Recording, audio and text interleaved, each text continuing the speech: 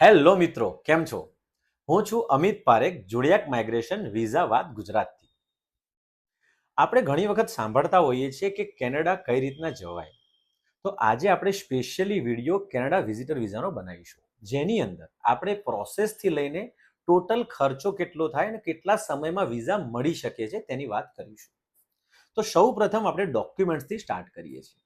આના ડોક્યુમેન્ટ્સની વાત કરું તો તમારી જોડે પાસપોર્ટ, તમારું પાન કાર્ડ કે આધાર કાર્ડ, તમારા 6 મહિનાનું બેંક સ્ટેટમેન્ટ, આવકનો પુરાવો, જો તમે જોબ કરો છો તો સેલરી સ્લીપ, જો તમે બિઝનેસ કરો છો તો ધંધાનો પુરાવો, સાથે 2 થી 3 વર્ષના રિટર્ન પણ જોઈશે. જો તમારી જોડે બેલેન્સ 5 થી 8 લાખ રૂપિયા પર પર્સન છે તો વિઝાના ચાન્સ વધી શકે છે. જોડે જોડે કવર લેટર, ટ્રાવેલ આઇટિનરી અને તમારું ઇન્વિટેશન લેટર, જો કોઈ કેનેડામાં રહેતું હોય અને તમને ઇન્વિટેશન લેટર આપી શકે તો તેમાં વિઝા ઘણા ચાન્સ વધી શકે છે. હવે આપણે વાત કરીશું ખર્ચાની. આની એમ્બેસી ફીસ 100 CAD એટલે કે 6 થી 6,500 રૂપિયા.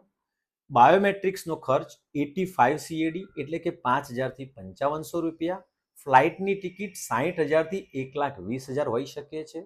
અને સૌથી મહત્વની વસ્તુ છે કે જે પણ એજન્ટ હોય છે તે પોતાનો 10,000 થી લઈને 20,000 સુધીનો ચાર્જ લઈ શકે છે.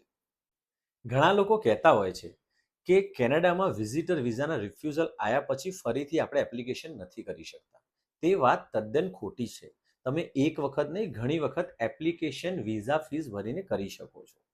જો તમારી ટ્રાવેલ હિસ્ટ્રી સારી હોય તો વિઝાના ચાન્સ વધી શકે છે. તમારે ફાઇલ પરફેક્ટલી મૂકવી પડે છે જેથી કરીને તમે વિઝા પ્રાપ્ત કરી શકો છો. હવે આપણે વાત કરીશું પ્રોસેસની. આ પ્રોસેસ માટે સૌથી પહેલા તમારે કેનેડા IRCC વેબસાઇટ પર તમારું એકાઉન્ટ બનાવવાનું હોય છે. એકાઉન્ટ બનાવ્યા પછી તમારે વિઝિટર વિઝાનું ફોર્મ ભરવાનું હોય છે. વિઝિટર વિઝાનું ફોર્મ ભરાઈ જાય પછી તમારા બધા જ ડોક્યુમેન્ટ્સ અપલોડ કરવાના હોય છે. ડોક્યુમેન્ટ્સ જ્યારે તમારા અપલોડ થઈ જાય એના પછી તમારે એમ્બેસીની ફીસ ભરવાની હોય છે. એમ્બેસી ફીસ ભર્યા પછી તમારે બાયોમેટ્રિક્સ VFSમાં જઈને આપવાનું હોય છે. અને જ્યારે તમારું બાયોમેટ્રિક થઈ જાય એના 15 થી લઈને 45 દિવસમાં તમારા વિઝાનું ડિસિઝન આવી શકે છે. જો તમને આ વિડીયો સારો લાગ્યો હોય તો આને લાઈક કરજો અને આને શેર કરવાનું ભૂલતા નહીં. અમે જે વિડીયો બનાવીએ છીએ જે આગળ બી લોકોનો કામ આવી શકે છે. અને હા, અમારી ચેનલને સબસ્ક્રાઇબ પણ કરજો. ધન્યવાદ. અમિત પારેખ, જોડિયાક માઇગ્રેશન, વિઝા વાત ગુજરાતની.